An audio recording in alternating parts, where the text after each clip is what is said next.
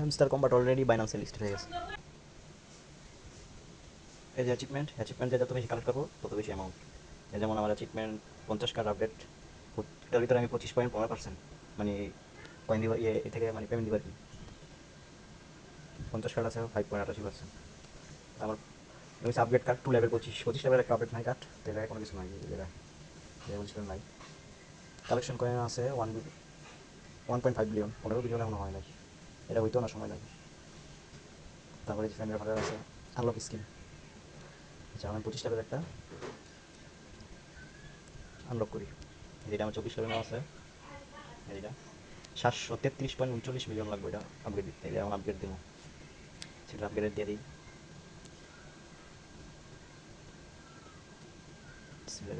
30 level এই যে আমার অ্যাচিভমেন্ট দিয়েছে tap the employ. Upgrade cards to level 25, 0.54%। একবার সবার শেষে দিছি তো এই জন্য এই যে হয়ে গেছে। এই যে নিউ